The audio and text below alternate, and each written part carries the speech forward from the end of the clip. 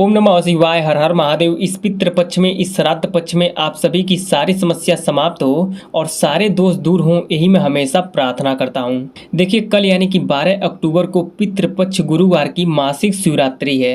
पूज्य गुरु जी कहते हैं गुरुवार की शिवरात्रि का बहुत ही महत्व होता है, जीवन से सारी समस्या समाप्त होती है।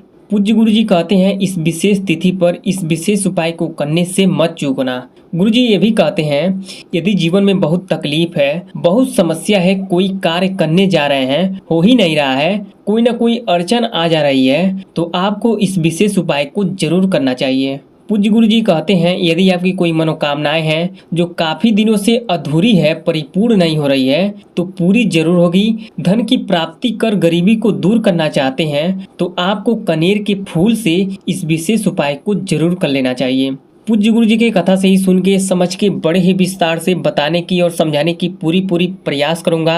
अगर आप भगवान भोलेनाथ जी के अनंत भक्त हैं और पितृदेव जी का आशीर्वाद पाना चाहते हैं तो वीडियो को अभी के अभी लाइक कर लें और चैनल को सब्सक्राइब कर लें ऐसी और उपाय के लिए, और कमेंट में हर हर महादेव जय पितृदेव जरूर लिख दें। देखिए, इस पूरे वीडियो में पूज्य गुरु जी के बताए गए 3 बहुत ही खास उपाय को बताऊंगा, तो वीडियो को पूरा जरूर देखिएगा। और पहला और दूसरा उपाय बहुत ही खास है और तीसरे उपाय को करने से पितृ आशीर्वाद देंगे और सारी समस्या से मुक्ति मिलेगी। तो पूज्य गुरु जी के बताए गए पहले उपाय को समझ लेते हैं कि इस उपाय को कैसे करना है, मिलेगा क्या, बेनिफिट क्या होगा, है ना। तो इस उपाय को करने के लिए गुरु जी ने क्या क्या लेने के लिए बोले हैं। सबसे पहला चीज आपको लेना है दाल।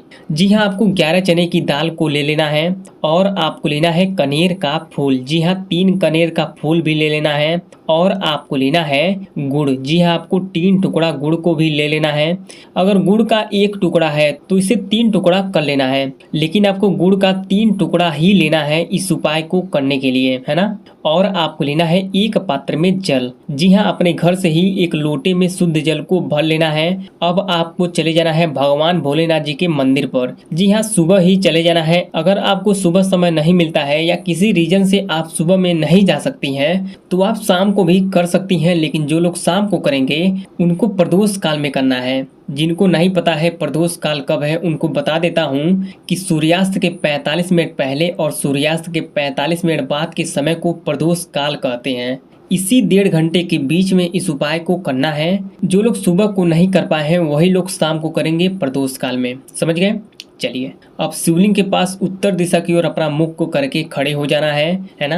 अब आपको क्या करना है, देखिए 11 चने की दाल में से 3 चने की दाल को शिवलिंग पर जलाधारी के पास में रखना है। ओम नमो भगवते वासुदेवाय नमः मंत्र का स्मरण करते हुए और अपना नाम और गोत्र बोल देना है और अपनी कामना कर लेना है कि धन की प्राप्ति हो, पितृ दोष समाप्त हो, गरीबी अमीरी में बदले, ऐसा आपको दाल को रखते समय बोल देना है और प्रार्थना कर लेना है ना। उसके बाद 3 टुकड़े गुड़ में से 1 टुकड़े गुड़ को, 1 फूल को यहीं पर रखना है। ओम नमो भगवते वासुदेवाय नमः मंत्र का स्मरण करते हुए और अपना नाम और गोत्र बोल देना है। उसके बाद 1 फूल को और 1 टुकड़े गुड़ को और 3 दाल को शिवलिंग पर शिव जी को समर्पित करना है। श्री शिवाय नमस्तुभ्यम मंत्र का स्मरण करते हुए और अपना नाम और गोत्र बोल देना है और अपनी कामना कर लेना है कि गरीबी अमीरी में बदले या पितृदोष समाप्त हो, ऐसा आपको बोल देना है ना। उसके बाद इस फूल को और गुड़ को और इस दाल को इस लोटे के जल में डाल देना है और ओम नमो भगवते वासुदेवाय नमः मंत्र का स्मरण करते हुए अपना नाम और गोत्र बोल देना है। उसके बाद इस लोटे के जल को शिवलिंग पर गुरु जी ने 3 जगह समर्पित करने के लिए बोले हैं।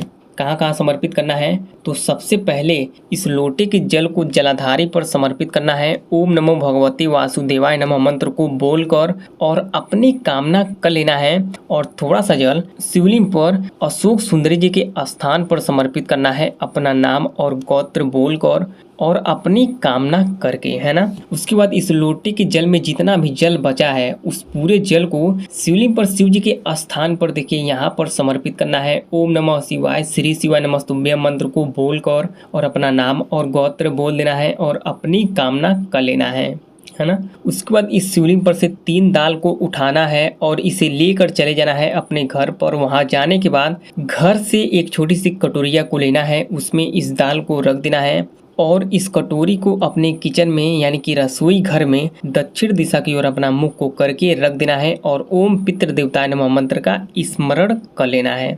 पूज्य गुरु जी कहते हैं इस उपाय को जो भी लोग कर लेते हैं धन की संपदा की सारी समस्या दूर होती है, गरीबी अमीरी में बदलती है, साथ ही पितृ प्रसन्न होते हैं और पितृ दोष समाप्त होता है। अब पूज्य गुरु जी के बताए गए दूसरे उपाय को समझ लेते हैं कि इस उपाय को करने से मिलेगा क्या, बेनिफिट क्या होगा। देखिए, इस उपाय को करने से मनोकामनाएं पूरी होंगी, दुर्भाग्य दूर होगा। तो इस उपाय को कैसे करना है, आपको लेना है एक कलश में जल।